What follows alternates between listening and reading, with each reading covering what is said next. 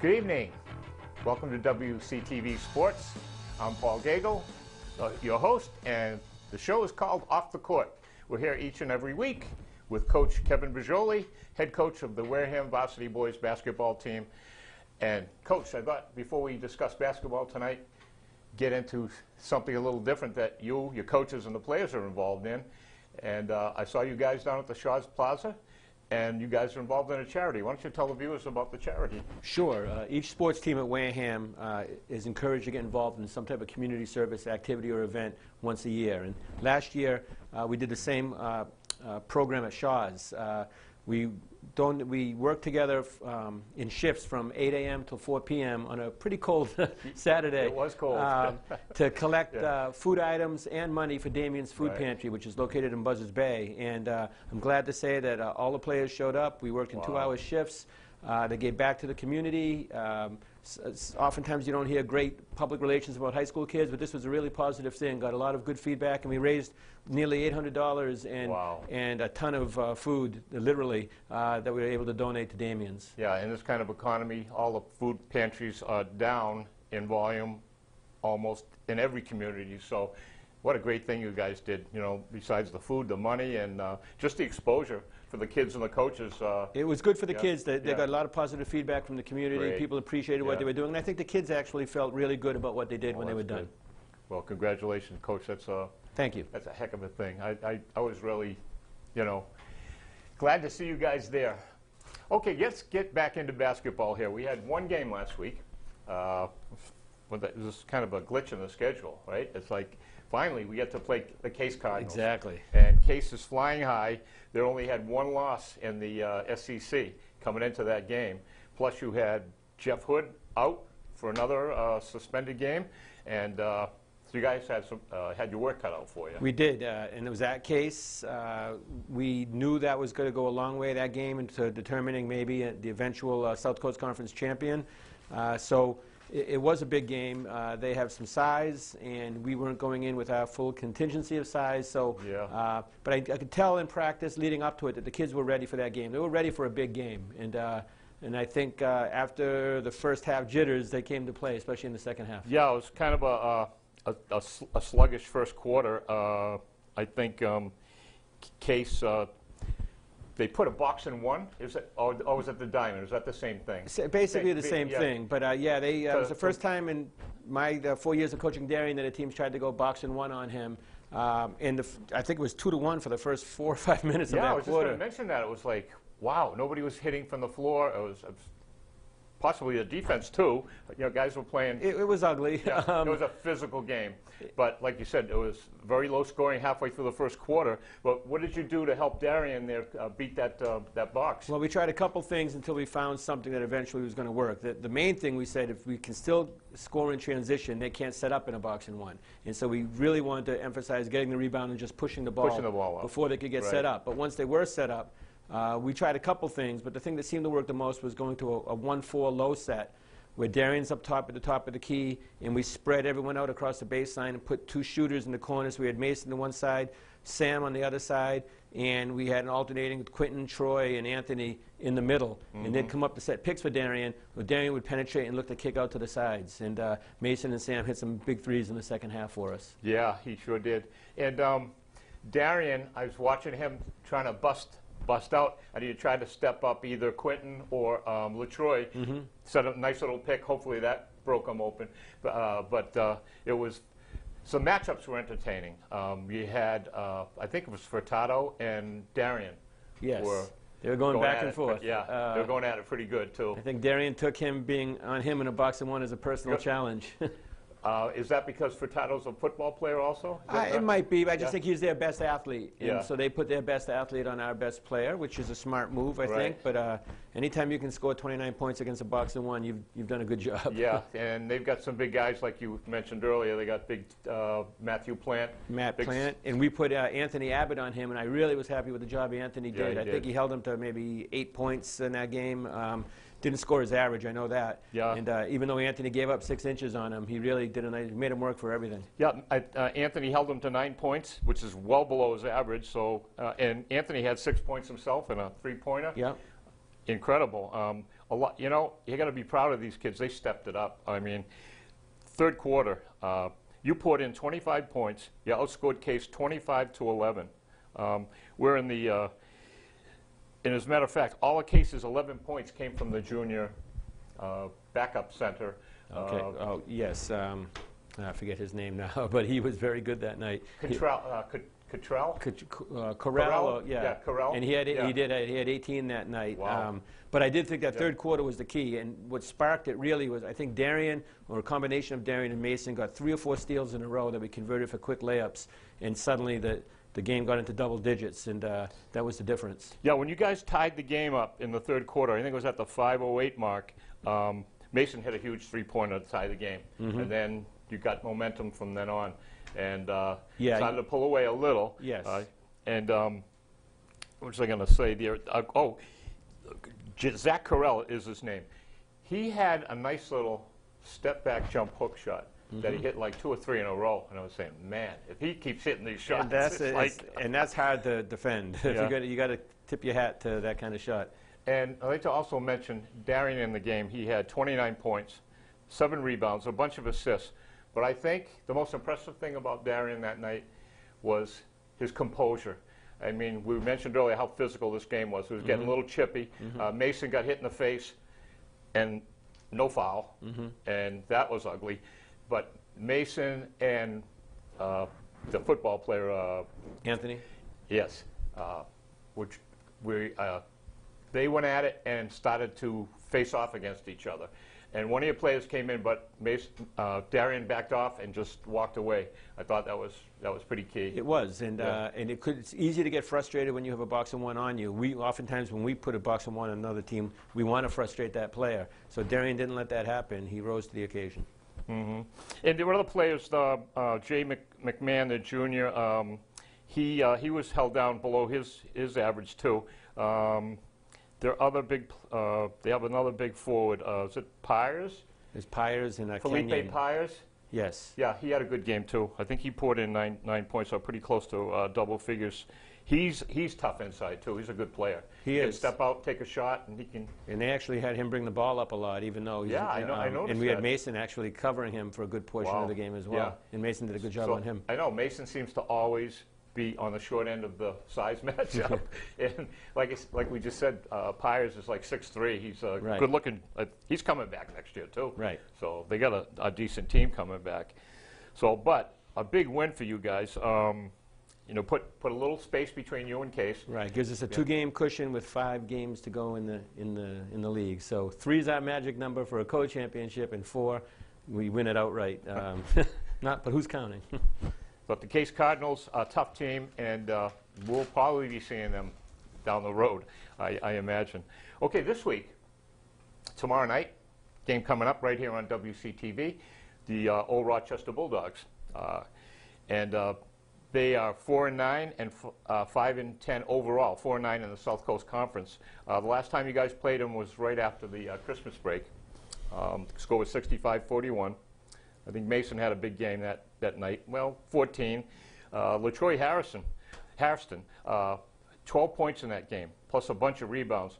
I think the story in that one was your bench scored 29 of the total points in that game. Your bench stepped up big time in that game. They did, and that was the game after our long layoff, so we hadn't played in a while, and I didn't think we played all that well that night. Darian only had 11 points. Jeff Hood only had 3 points that game. So I think we're capable of playing better than we did that night, and I hope we do that because Old Rochester's been an up-and-down team. They beat a really good Bishop Conley team a couple of weeks ago. Then they lost to Seekonk the next night.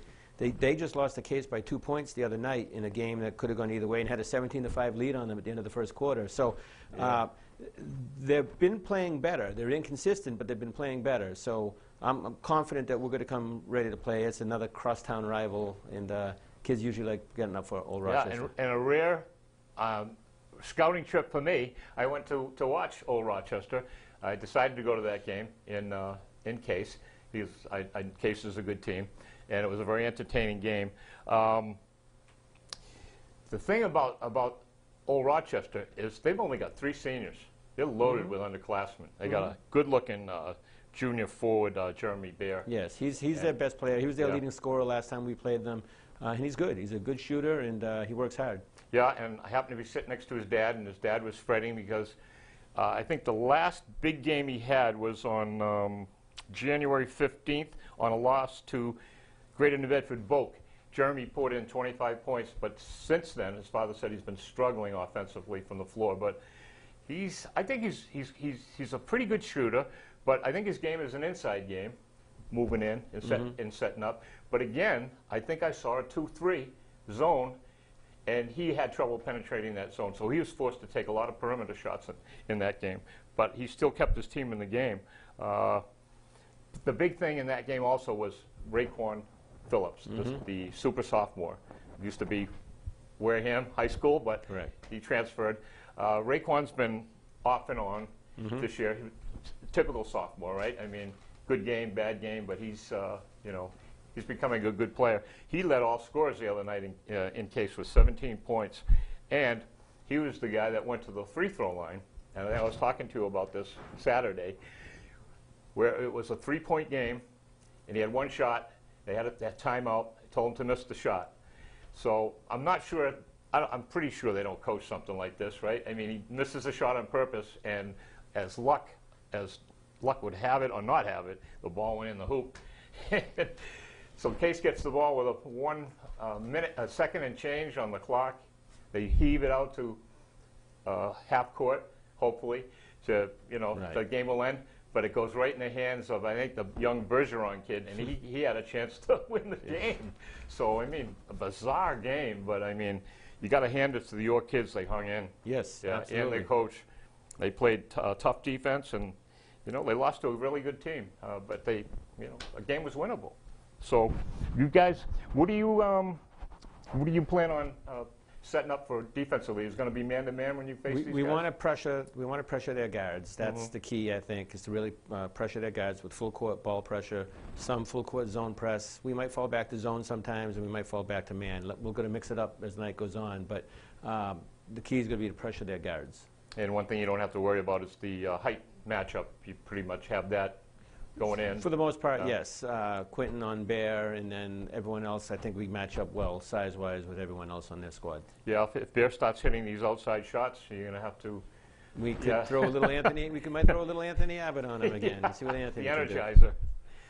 But as far as Anthony goes and all the other guys, the flu bug is pretty much subsided going through the game? For the most part, we had another one of the bench players, Tyler Ferdinand, who's done a nice job for us recently. He hasn't been 100% the last couple of days, but he's back in school today, so assuming he'll be ready to go, and we should be all set. They call him the microwave.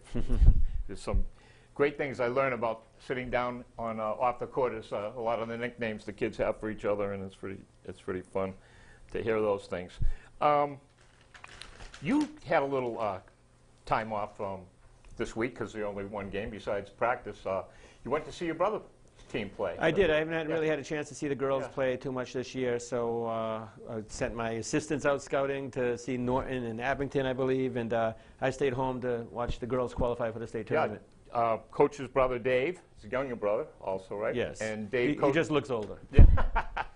Dave coaches the Lady Vikes. He just took the team over this year, and his first year. How tough is it for Dave to come into this program now and start to make it his program and get the players acclimated to the kind of... Right. Every coach has his own identity and style that he wants to kind of impress on his players, and I think there's a little bit of a culture change with David coming on. They're certainly different stylistically than the previous coach, and different styles work for different people, and you got to be who you are. And the girls are getting used to who David is, right? And I think they're starting to buy into his approach right now, and it's proven by their record. And they beat a good Pope John Paul team the other day, and now they're going to be going to the state tournament. Yeah, that was amazing. Pope John, I read in the paper. I read the little summary, and they only had one loss going into that game. The Lady Vikes beat them, gave them their second loss. So Pope John is now 12-2, and the Lady Vikes are now 10-5 overall and 7-5 in the South Coast Conference. Incredible. Did a lot of these girls play for the coach that Dave took over for last year? Yes, a lot played for Bob Rojic, who was a longtime girls coach. He's still a teacher at Wareham High School. He was actually my math teacher at Wareham High School as well. And Bob was a great basketball mind. He actually had a tryout with the Philadelphia 76ers back in his younger days. He was a very accomplished basketball player. Yes, he does. So how long did he coach the Oh, geez. I think he coached for over 30 years, 30 or 31 years. Wow. A legend, another legend like your dad, right? And the Lady Vikes, of course, just mentioned Amber Filkins, big scorer in that Pope John game. She poured in 24 points. Another good player, Brianna Muir, 15 points, 14 assists, 7 steals. And another big player, Kia Fernandez, had 8 points. They've got some good players. There's another girl, Emily Baccioli. Bacchiacchi. Okay, I have trouble with the Italian names. She poured in 8 points the game before. Who did they play? They played Case. And they played at home against Case and won that game 40-27. And Kia Fernandez, Briacchi, and Gina Mendez. I think she might be a freshman. No, she's a junior. She's a junior. Okay. Gina a lot Mendez of juniors on the team, so a lot of players will be coming back next year. Oh, boy. So he's going to have a real good team next year. So it should be fun. They've qualified for the tournament, and it should be a lot of fun. I think that's why we haven't seen Harry Irving lately. He's been going to a lot of Dave's games, hasn't he? Been. He's defected. So is he? I know he's a teammate of yours. Yeah.